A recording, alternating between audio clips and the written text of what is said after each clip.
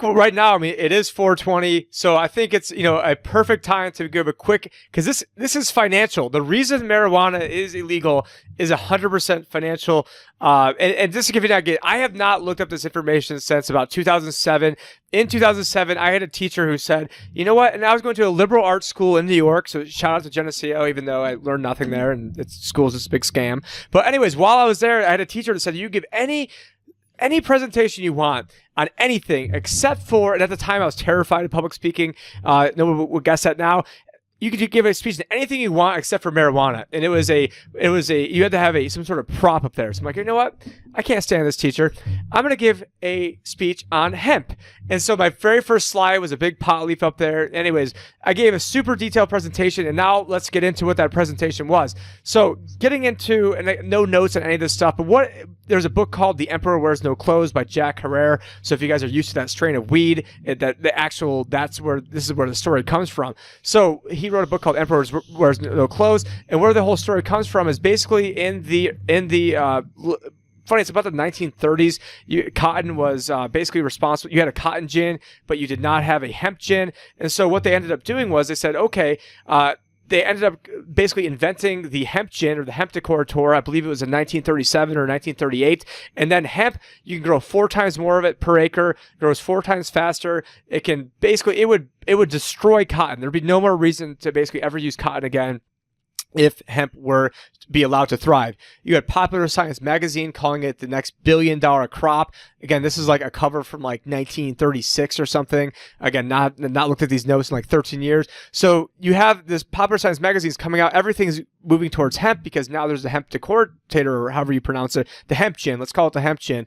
So then what happened is the head of the FBI at the time was Henry J. Anslinger. His cousin was one of the head of the DuPont family. So DuPont had almost about 75% of their resources was invested into cotton at the time. And so then what they did is, he called up, or however they did it back then, he sent a telegram maybe to his cousin and said, hey, we need to ban marijuana. So what they did was they basically conflated marijuana and hemp being the same thing, and then said, little Johnny, would take. This is in the congressional record. So you look up like reefer madness. So little Johnny would take one hit of weed. He would then go and murder his whole family with an axe. Like literally in the congressional record. Also says most violence causing drug known to man. But it's because of the connection between the FBI, DuPont, hemp, cotton, marijuana, all has to do with basically cotton is the reason marijuana is illegal. So then they said that cotton and marijuana were basically,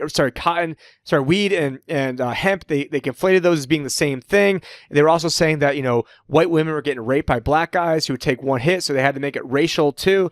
And then you've got, Joe Biden, making up with, the 94 crime bill and, having Kamala Harris probably will end up being his VP, who was the one who was, helping enforce this and throwing black people in jail and minorities in jail for smoking weed. But as I digress, so then they started doing studies, like Mayor LaGuardia out of New York did a study saying that marijuana is not violence causing. This is, complete bunk, as Luke or Joe Biden would say. And then all of a sudden, what they then ended up doing was saying, okay, well, you can never have another study ever done again proving positive effects of marijuana. The other thing they did is they technically didn't make it illegal.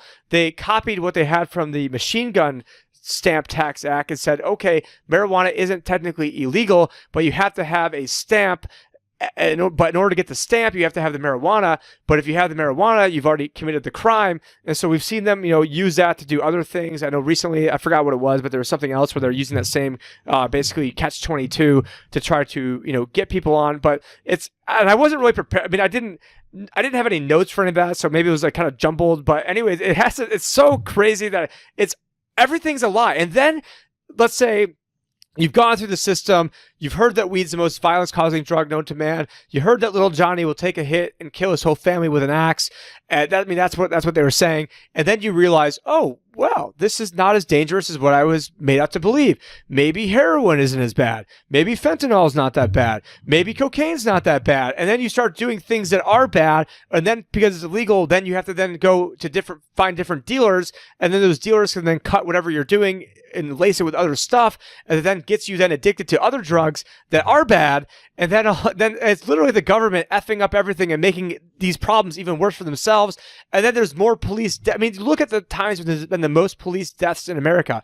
It's been when, during Prohibition, and then during, this other new prohibition that we have. And at one point, marijuana was actually legal in the 20s and early 30s, while alcohol was illegal. And it's funny because now you're seeing in some places where alcohol sales were deemed non-essential while weed was being deemed essential. And so it's like, it's like a whole repeat from, over 100 years ago.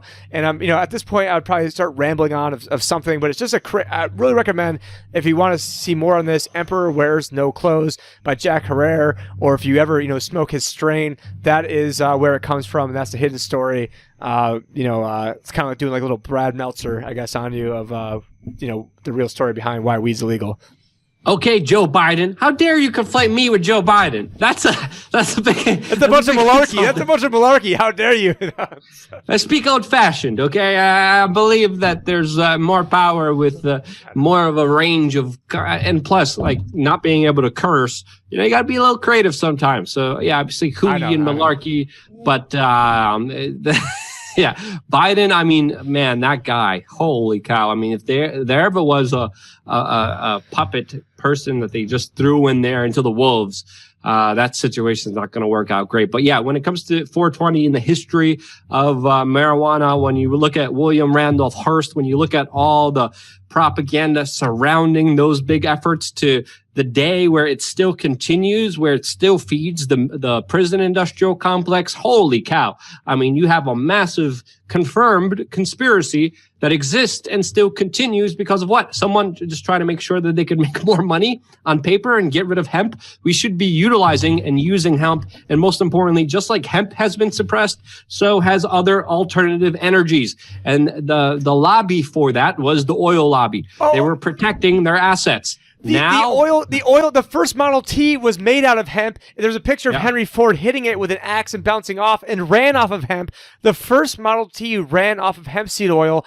And so it's funny that, I was like, oh, this doesn't have anything to do with oil, when technically it also does. I guess we could bring it around full circle that we could, you want to go save the environment? We could run everything off of hemp. We could stop cutting down trees for paper. We could stop cutting down trees, cotton for all, but, they want their slave labor so that way they can have their prison, minorities making goods for $4 an hour.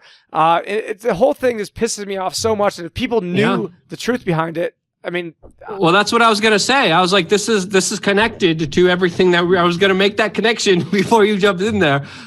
So there are a lot of alternatives out there. There are solutions out there. It's not as doom and gloom as people make it out to be. We can get out of this better than ever, but it's going to take a lot of work, a lot of self-responsibility, and you individually deciding to start to act and move forward in the right direction. Voting not only with your dollar, but voting with your clicks, voting with your attention, and getting the wider world to get to understand that it doesn't have to be this bad.